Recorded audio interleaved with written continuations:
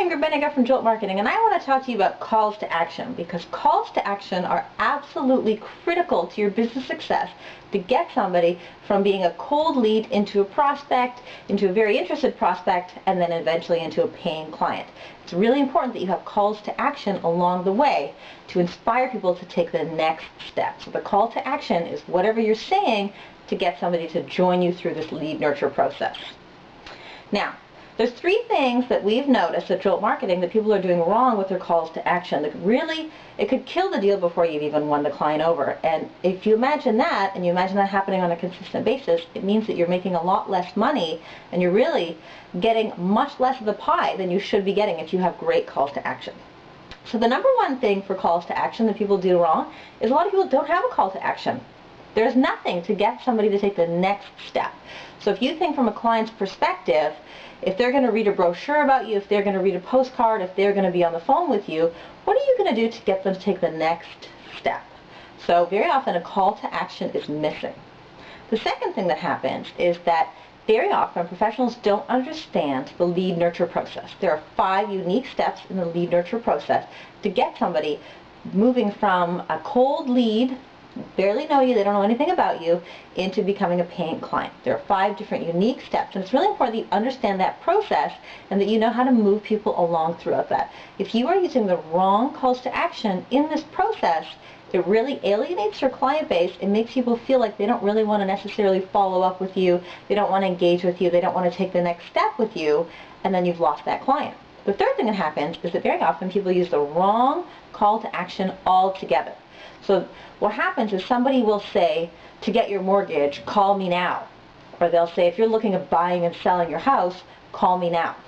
Well, it doesn't really work that way, because if you think from your client's perspective or from a lead's perspective, if they are just looking to get more information about you and your call to action is really aggressive and really strong, as in become my paying client, they're not there yet. Psychologically, they haven't built the trust, they don't know anything about you, they haven't built the relationship, and they're just not going to take that leap.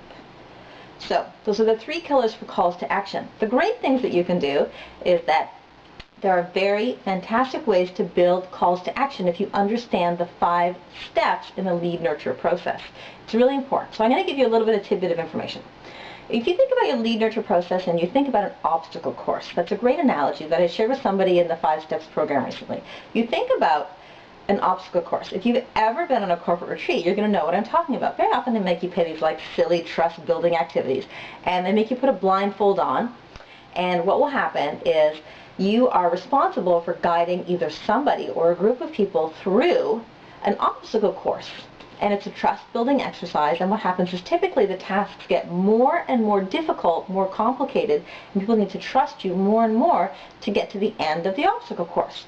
So if you think about your client as going through an obstacle course with you, your clients are blindfolded, they don't know what's going to happen, they don't necessarily trust you. At the beginning of the obstacle course, you need to have calls to action that get people to take small baby steps, very comfortable, and go through this process with you. For example, one of the first steps in your lead nurture process should be getting people's contact information and add them into your database where you send out e-newsletters or newsletters. Not salesy, just great important information, and then within that you obviously want to get the person to take the next step in the lead nurture process, increasing trust and things like that. So what's absolutely critical is that you think about the initial process in the lead nurture steps, is that if you think that you're going to use a call to action that's like, if you're looking at buying and selling, call me now, you're really asking somebody to take, like, to jump off a cliff with you in the obstacle course. It's like if you're in an obstacle course and you say, okay, I need you to jump down 1 meter with me. Who's going to do that? Nobody's going to do that with you. It's such a leap. The person doesn't trust you. They don't know that they can trust you. They haven't built that relationship. They don't know anything about what's going to be at the bottom. Maybe there's going to be a pile of crocodiles at the bottom. Right? That's what's happening in the client's mind. They don't know that much about you. They're not invested.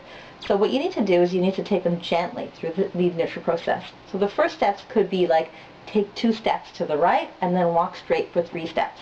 That would be the analogy. So what that means for your business is getting somebody to sign up for your e-newsletter. You can't be salesy. You need to offer great information. What are the benefits somebody's going to get from joining your newsletter? Are you going to give out free information? Are you going to give out great money-saving tips?